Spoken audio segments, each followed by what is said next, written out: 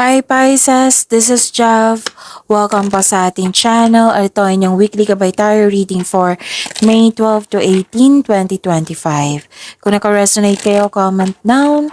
Kung hindi kayo naka-resonate, ibigay niyo po sa iba kasi channel reading po ito.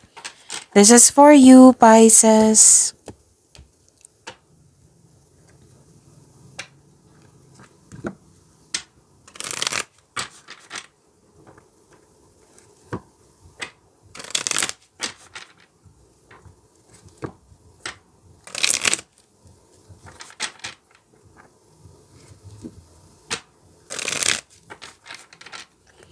Para po ito sa inyo, Pisces.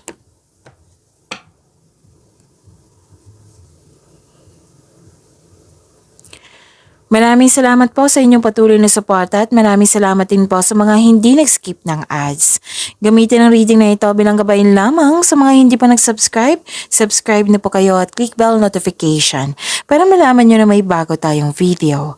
Para sa mga gusto magpa-reading, comment po kayo ng personal reading. Again, comment kayo ng personal reading and check my reply sa comment section. Baka may narinig kayong ingay ha, maingay po yung kapitbahay namin. So focus kayo sa akin para may makuha kayong gabay for this week. And huwag kayong mag-alala kasi nakafocus ako sa reading natin ngayon.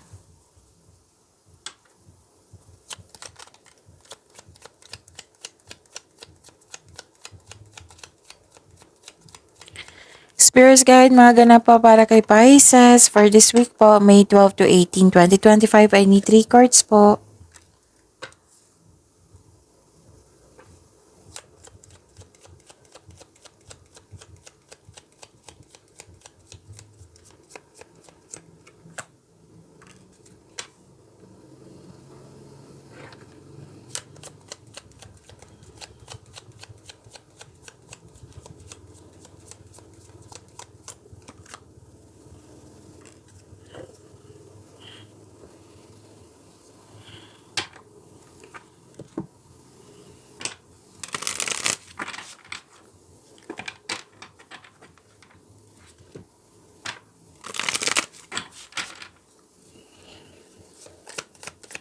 Spirits Guide, message siya pa para kay Pisces. I need 2 cards po ngayong week na ito.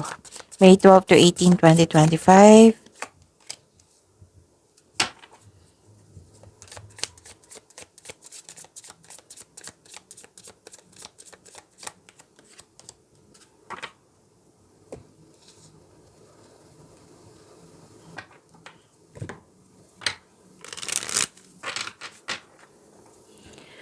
Spirits Guide, message siya po sa career and money ni Pisces.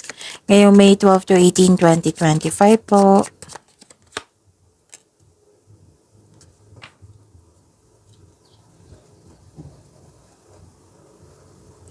Pisces. Okay, nakita ko dito may companion. Parati kong nakikita ito sa inyo, Pisces.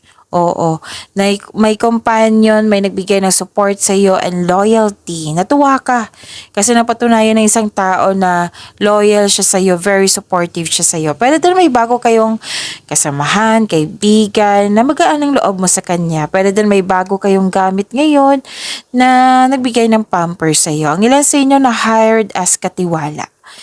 At nakikita ko din dito na may dumating na opportunities na kailangan nyong bigyan ng atensyon, kailangan nyong bigyan ng best decision and best choices.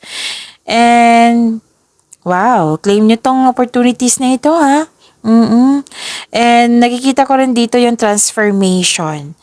Oo, so this is ending with new beginning. May concern lang kayo sa isang tao. Pwedeng nangyari na ito na naalala nyo.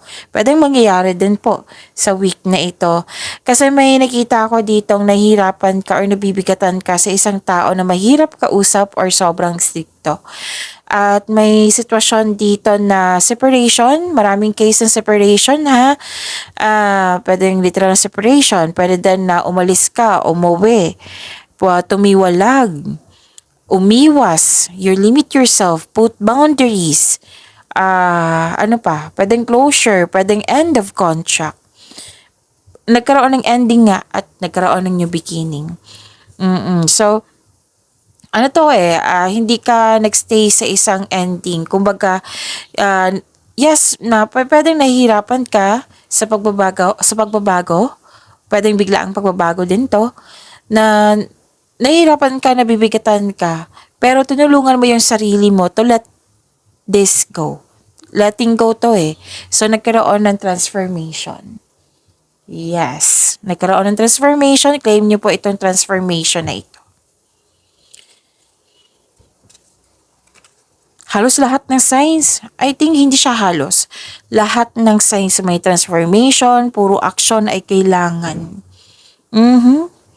So, synchronicity, notice and trust meaningful coincidence. So, that is divine connection.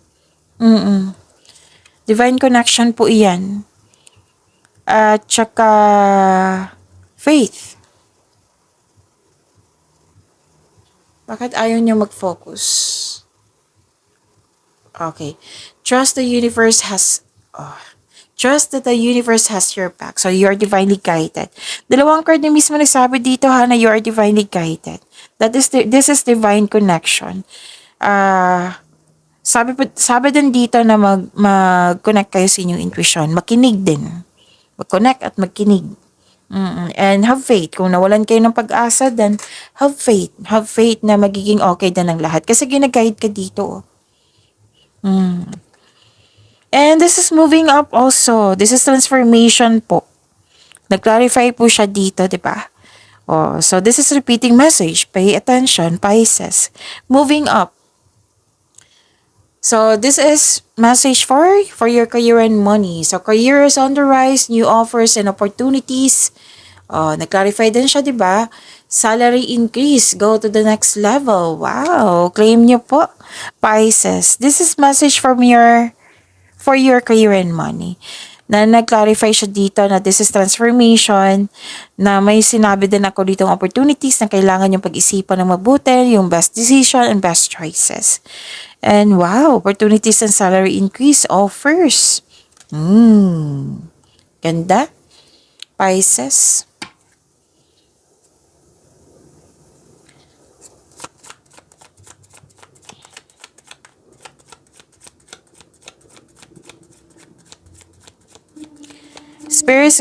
Spirits guide. Ano po yung energy ni Pisces for this week? May 12 to 18, 2025 po.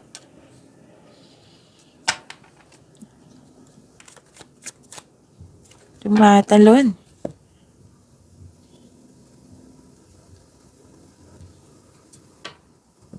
Kung may narinig kayo or may nakita kayong repeating message, meaning to say, pinupush ng cards nyo yan. Like for example, nanonood kayo sa isang video natin dito sa channel.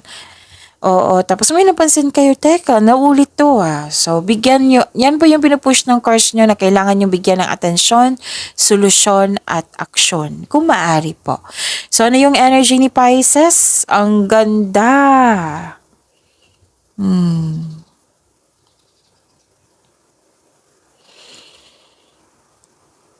Nakikita ko dito na full of positivity. You have strength, satisfaction, radiance, glory, gain, may nag-gain, may optimism. Clarity. This is success. Ito yung you're happy. You're happy. This is the happiest card. You're happy. May success at achievement na parating. May parating na blessings na it will lead you to happiness. Wow. Improvement din sa health is on the way. Baka may magsabi dito, hindi naman ako nagkasakit baka may magsabi pwede din na nagkasakit or pwede din na na-stress kayo the other day, last week. Pwede na-stress, na anxiety, or nabibigatan, di ba? Or nahihirapan, or nagkaroon ng stress, So, ito, ang ganda kasi this is improvement sa health. Naka-recover na po kayo. So, kasi naka-recover kayo kasi tinulungan mo yung sarili mo. Di ba? May sabi dito, nahihirapan ka, nabibigatan ka, but tinulungan mo yung sarili mo. para magkaroon ng pag-let go at nagkaroon ng transformation. Ito yung happiness na naghihintay sa inyo. So, ito ay magandang kalusugan po, kaligayahan at kaaya-ayang pakiramdam. May nakikita rin ako ditong reunion. Old friends ba to, partner or a family member. And some of you gusto magstay sa bahay, staycation sa bahay. Or may nakasat na yung staycation nyo sa bahay. Kasi komportable ka, secure pag nagstay kayo sa bahay po. At may nakita rin ako ditong mga bisita na mga bata na nagbibigay ng happiness sa iyo. Pwede din inner child nyo na nagbigay kayo ng time for your inner child. Kasi this is good kasi it will refresh your energy. So sabi ng card nyo dito, enjoy your success. You deserve this happiness and success, Pisces. I-claim nyo po. So success lies ahead if you keep the path. Pwede din makatanggap kayo ng news regarding sa buntis or wedding or pagbunga sa mga ginagawa nyo sa inyong daily routine. So, may exciting opportunities dito ha. Sinagot ng card nyo. Oh. Nagsagot yung card nyo. Yung opportunities ay exciting opportunities. Magkakaroon po ng growth. Yan yung sabi dito. Magkakaroon din ng support. Yan yung sinabi din dito na lumabas dito, 'di ba? You're feeling healthier inside and out, na-overcome mo na yung nararamdaman mong bigat. And this is good kasi may nakita kasi ako nangyari sa nakaraang araw last week. Oo, nakaraang araw or last week. Nagkaroon ng conflict or argument. Now, nagkaroon ng releasing. Letting go na sa grudges. Actually, may gustong bumalik dito. Pwedeng kayo ito or yung literal talaga na tao na gustong bumalik sa iyo. Oo. Mag-ingat lang po kasi it might be this is a different person or the same person kasi may tao dito na may gustong kunin sa iyo. So, mag-ingat kayo sa kanya, sabi ng card. May taong ayaw mag-give up. So, this card tells you to release old grudges in order to move on. May pagpatawad na mangyayari. Pwedeng pinatawad mo itong taong ito through your mind and heart. Na hindi mo siya kailangan kausapin. Pwede din kinausap mo. Basta may nasabi dito na forgiveness. Ginawa mo ito para magkaroon ng peace of mind. Kaya this card ay nagsabi sa inyo na tama tong gagawin mo. Na you have to accept and forgive yourself also. Okay? So, dalawang card po nag-confirm dito na this is healing. Kasi, you are focused sa mind healing na. Kaya ka happy dito. This is very good, Pisces.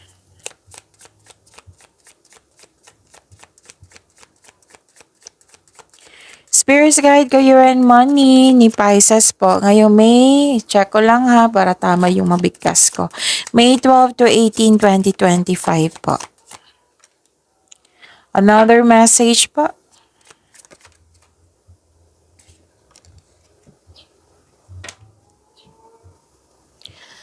Okay, Pisces, prepare yourself kasi magiging busy kayo for this week. Pwede sa kakaisip, pwede din sa, kasi tumatalon yung cards yung kanina. Sa kakaisip, pwede din sa gawain, daily routine nyo. Kasi, sabi ng card dito, pag-iingat din. Kasi, nakikita ko dito, tanggap na kayo ng tanggap ng trabaho. So, you have to kailangan mo magkaroon ng time management, pagbalanse din. And, yun, kasi na-burnout kayo dito, sobra sa trabaho, or pwedeng may tao na hindi nagbigay ng halaga. So, career and money nyo po ito, Pisces, ha?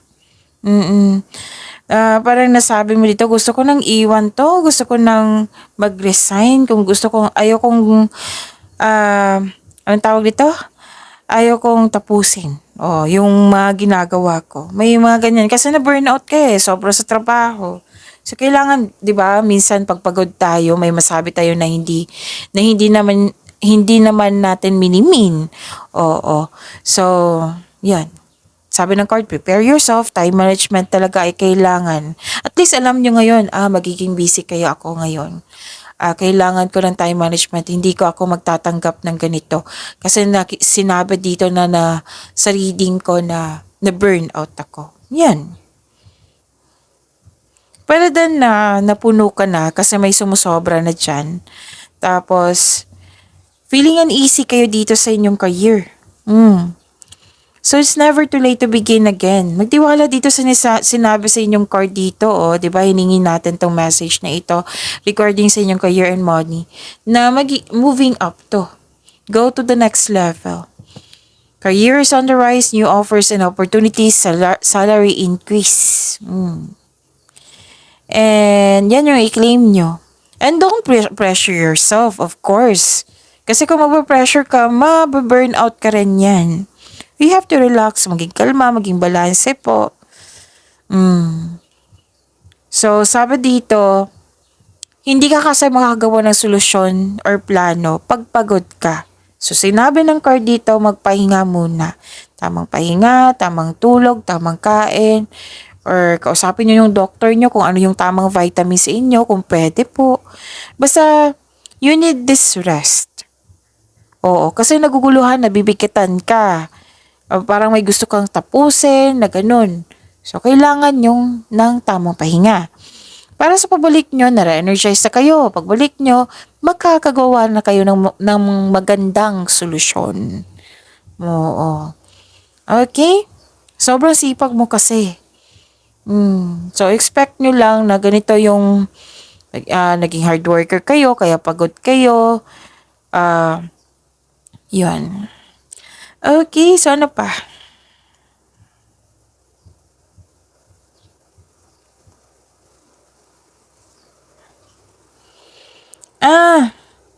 Di ba sabi ko kanina nag-overthink kayo? So, at the end of the day, sabi mo na, okay, ganito na yung nangyari. So, anong dapat kong gawin? May sinasabi ka dito eh. So, ayun nyo na mag-overthink. Kinakaya nyo yung sitwasyon. Kasi tinatalo kayo ng overthinking nyo, plus pagod pa kayo. Diba? Overthinking anong tawag nito? Madadrain yung energy mo. Sabi ko yan sa inyo, halos araw-araw, sa inyong lahat. So, kinakaya mo ang sitwasyon. So, handa ka dito. So, yung advice ng card nyo na kailangan ng tamang pahinga. Kailangan natin yan. Ako nga, kahapon nag-rest day ako kasi kailangan din eh.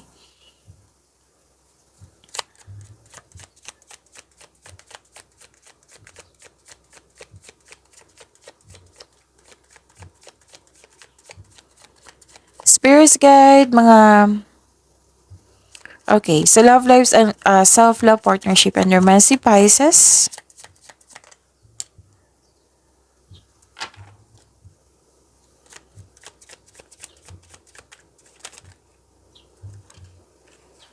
So, niyang lumabas eh.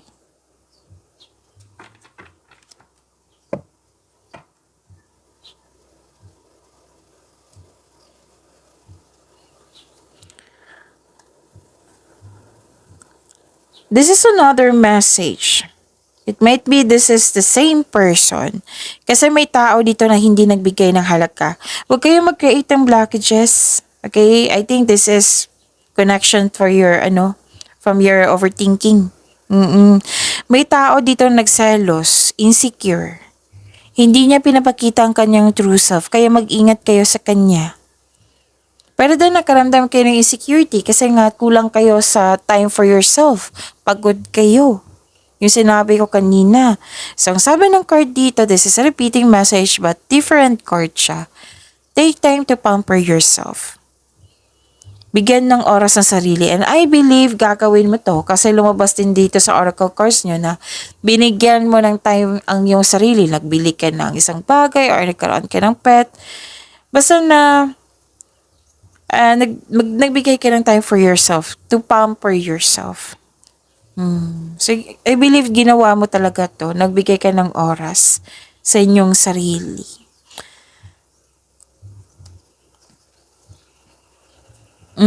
Dalawang card kasi nagsabi dito na